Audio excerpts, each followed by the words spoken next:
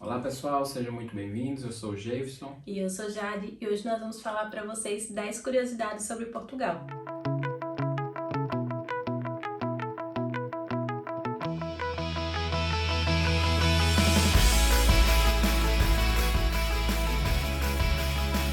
Então, pessoal, a primeira curiosidade que vamos trazer é sobre o lixo. Aqui em Portugal, achamos muito curioso e bem diferente a forma como o lixo é tratado, desde a sua necessidade de separação, né?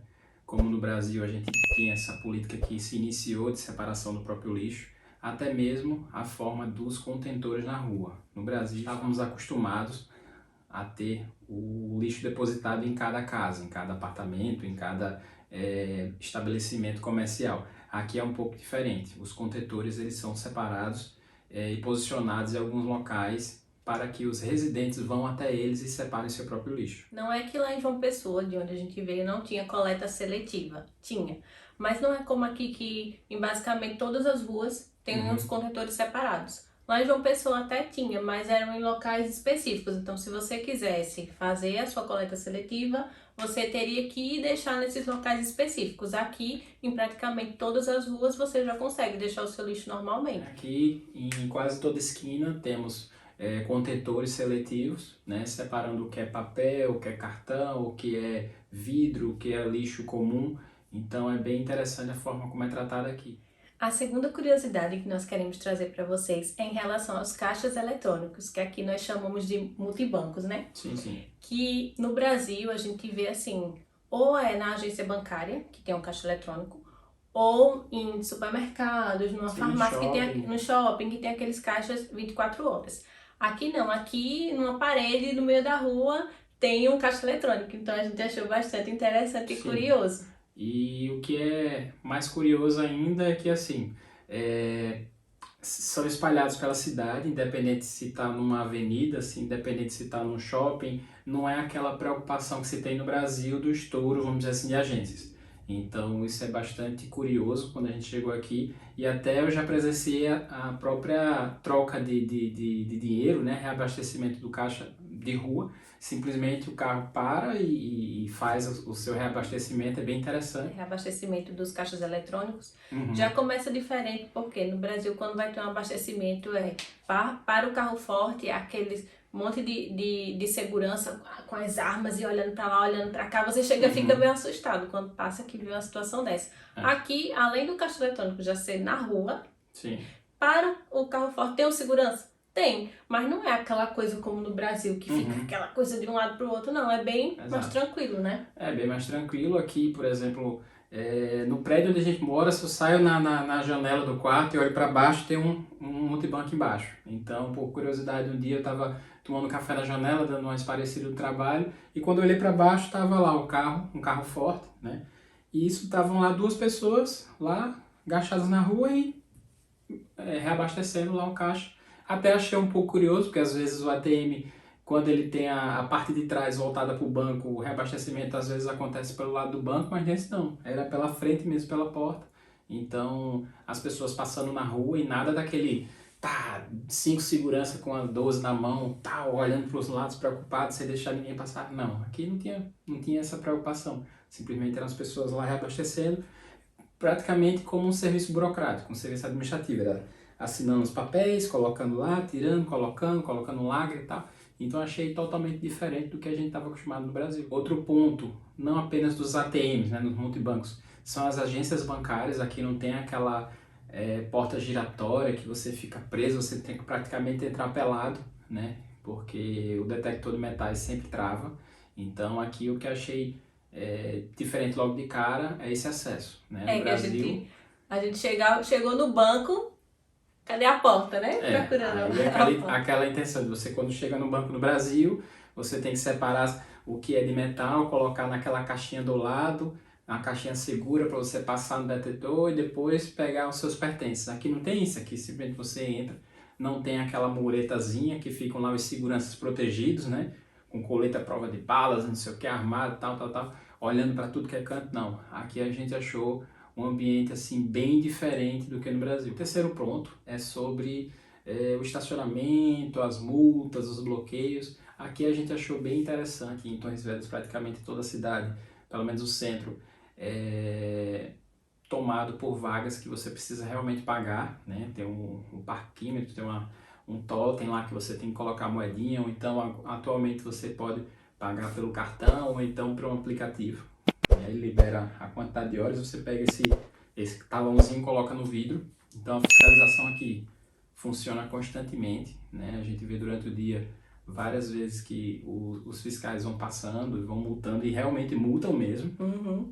Então tem que ter muito cuidado aqui. Já em Lisboa, o que a gente achou curioso é que, além de multar, eles fazem um bloqueio do carro. Então, o que a gente passou A gente viu vários. vários. O carro com a roda com aquele... A roda com a trava, aquela trava. as portas seladas e uma autuação colada no vidro. Então, em Torres Vedras a gente não tem isso. A gente tem basicamente a multa mesmo. Pelo menos a gente nunca viu, né? É, a gente nunca viu. Tirada a multa e colocada no para-brisa do carro, ali junto ao limpador. Então, Porque o que acontece? Falando da realidade de João Pessoa. Lá em João Pessoa, normalmente, você pode estacionar em qualquer lugar na cidade. Se eu não me engano, eu acho que só mais no centro, que realmente para você estacionar na rua você paga, né? Que tem a zona azul, que realmente você tem que... Eles lhe dão um papelzinho e tal, que você tem que fazer o pagamento. Sim. E tem os estacionamentos privativos, né? Onde você entra, tem aquele local com aquelas vagas e você paga para deixar o carro lá um tempo. Só que é diferente que lá em João Pessoa, a zona azul é uma pessoa, um fiscal que fica com um bonezinho, fica lá procurando as pessoas e vai fazendo o pagamento, libera a notinha e tal, e a pessoa vai colocando lá a sua autorização temporária no vidro do carro. Né? Aqui não tem ninguém orientando para lhe dar nada. Você tem que sair, você tem que se orientar pelas placas e você ir lá no parquímetro, lá tirar o seu talãozinho, pagar, né? Tirar o seu talãozinho e colocar no carro. E se esse tempo ele vencer, você tem que voltar antes do tempo, tirar um novo e colocar lá. Então, assim, funciona de uma forma bem dinâmica. A gente vê todo mundo participando desse processo, porque a fiscalização aqui é bem alta, né? Tem até uma curiosidade que a gente, logo quando a gente chegou, né, a gente foi num ponto turístico e não tinha fiscalização, não tinha nada, e as pessoas realmente iam lá e tiravam no parquímetro, e a gente, engraçado, né? E as pessoas não estacionam sem pagar. Então a resposta foi: para que faziam isso, né? Por que iriam fazer isso? Você sabe que tem que fazer, que tem que pagar para ficar naquele local. Por que a pessoa não vai pagar? Por que vai deixar o carro lá e não vai pagar? Não tem sentido. Aqui em Torres Vedras, vamos falar da realidade daqui. Tem uns locais onde o estacionamento é gratuito, onde você pode colocar o seu carro e você não vai pagar nada, certo?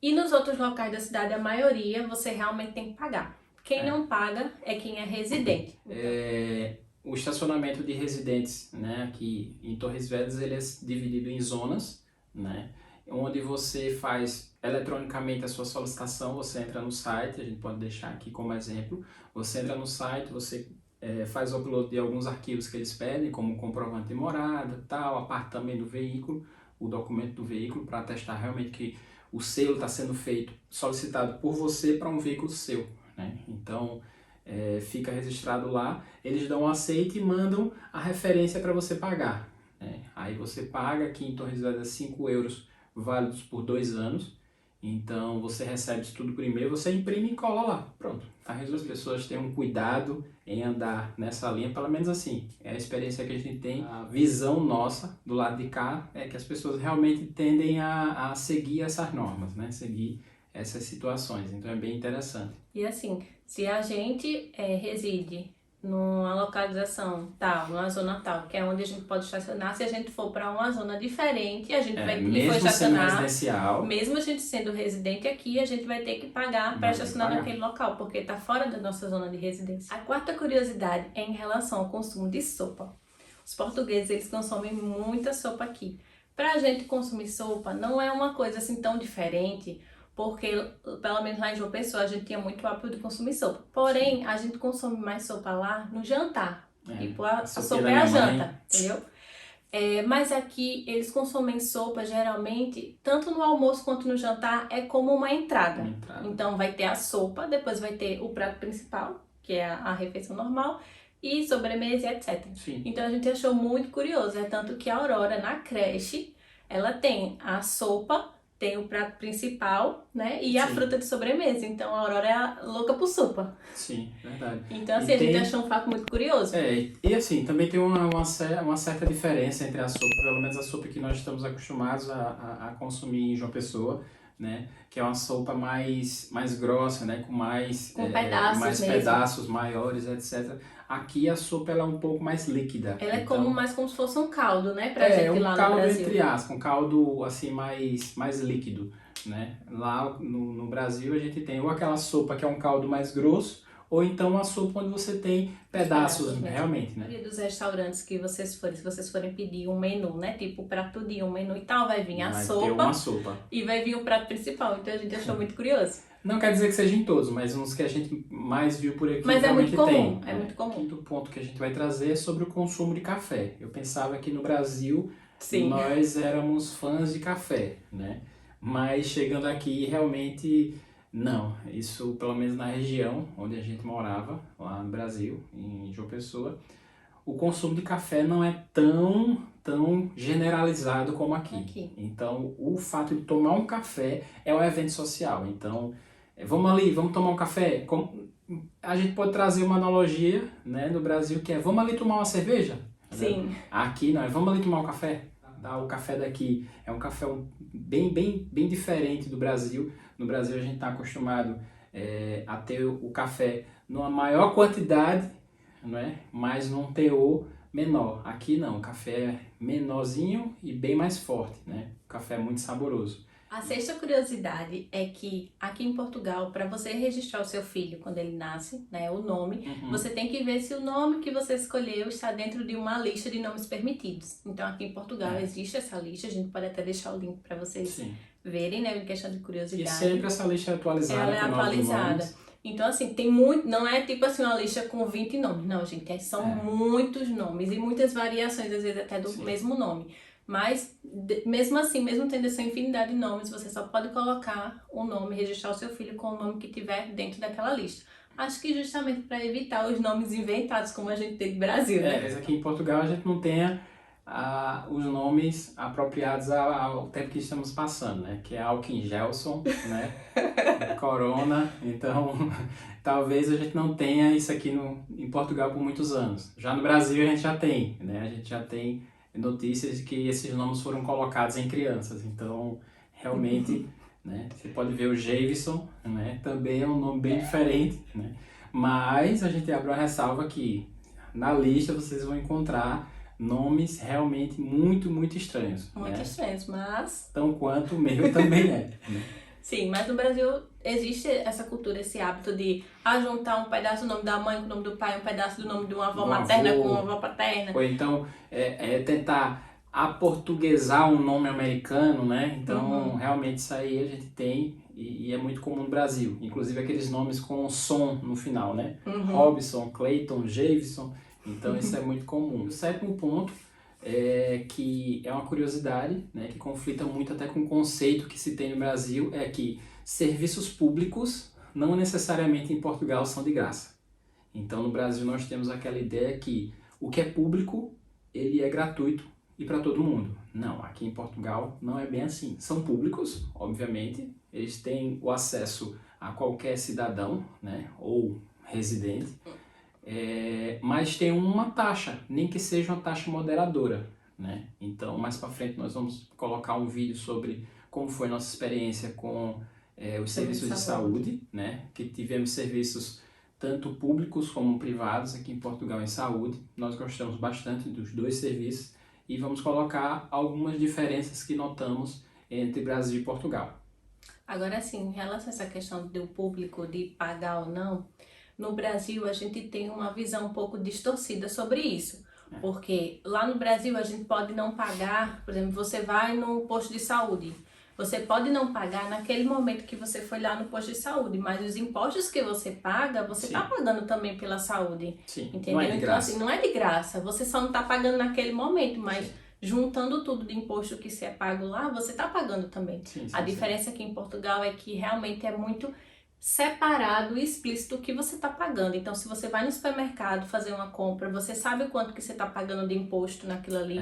Se você vai no serviço de saúde, você sabe o quanto você está pagando.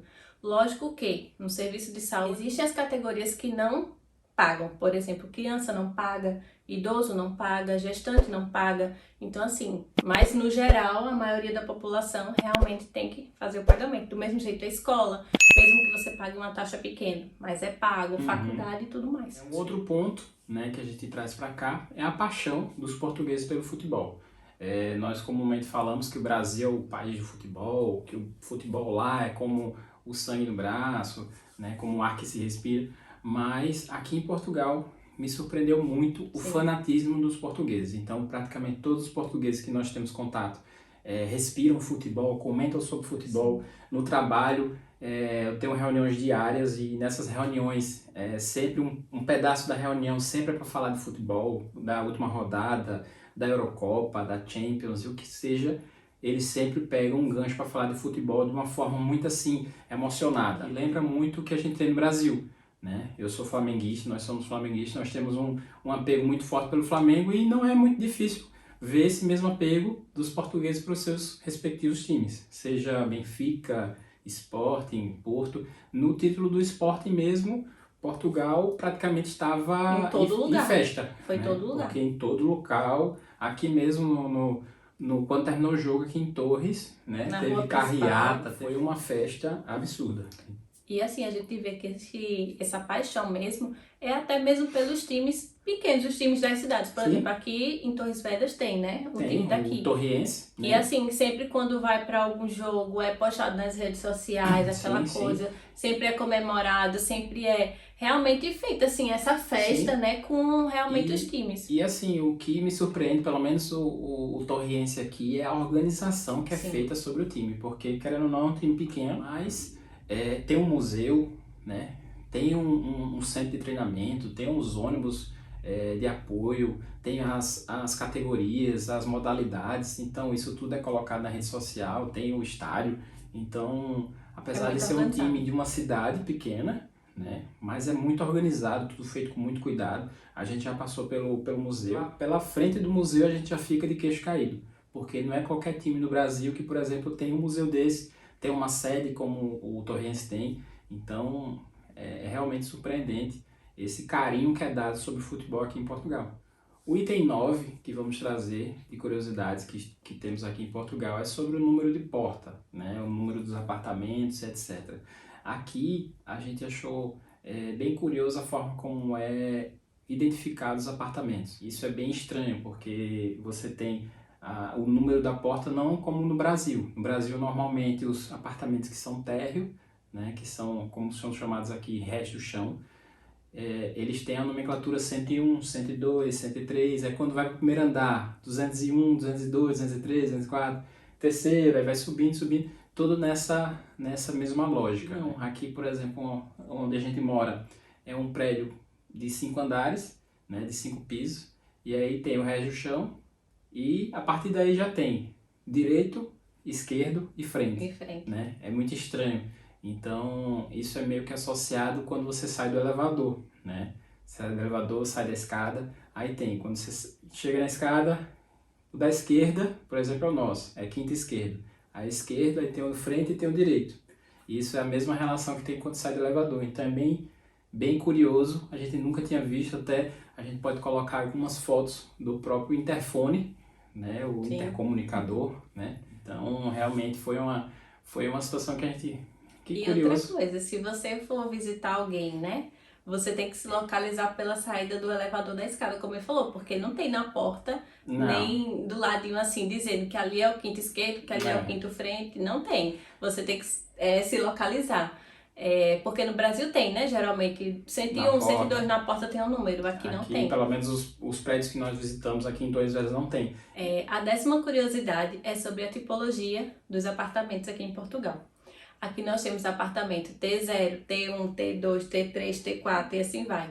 Que no Brasil... T2 mais 1, T3 mais 1. Que no Brasil é um pouquinho diferente. No Brasil, geralmente, é apartamento de 1 quarto, é apartamento de 2 quartos, 3 quartos. Aqui não.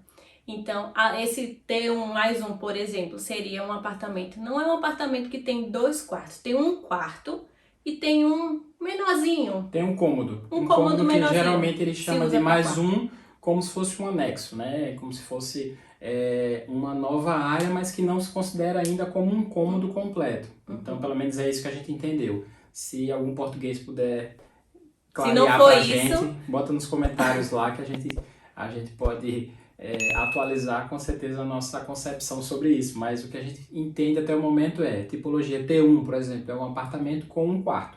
T1 mais um. Não seria ainda um T2, seria um T1, né, com um quarto e um outro cômodo, vamos dizer assim, de apoio, de auxílio, que talvez ele não detenha todas as características para ser um quarto, considerado um quarto. Pelo menos é isso que a gente entendeu, né? Então tem fica a essa dica diferença. para quem estiver vindo aqui para Portugal e estiver pesquisando, né, arrendamento, que são os locais para alugar aqui. Sim. Se vê essa questão T0, T1, T2, você já sabe que está falando em relação ao número de quartos do local. E tem curiosidades também na nomenclatura, né? Tudo bem, existe apartamentos, eles vão falar realmente apartamentos, mas casa normalmente eles vão falar moradia, né? Morada, etc. Então a gente viu algumas variações em termos de tipologia para casa, que no lugar do T eles usam M. Então M1, M2, M1 mais 1. Então também eu digo, se algum português vê que a gente está falando besteira, por favor, coloca nos comentários, né, para a gente aprender. Mas o que a gente viu até então é que é usado dessa forma. Então, pessoal, nós esperamos que vocês tenham gostado. Coloquem nos comentários se vocês sabem mais de alguma coisa que a gente falou aqui, que vocês conhecem que seja diferente. Os portugueses que são inscritos aqui no canal, se tiver alguma informação, né, para compartilhar. Acrescentar ou até para corrigir alguma coisa que a gente falou mal. Podem ficar à vontade. Se você ainda não segue a gente lá no Instagram, vai lá seguir a gente, é o @canaltogalândia. E é isso. Esperamos que tenham gostado e até a próxima. Tchau! Tchau.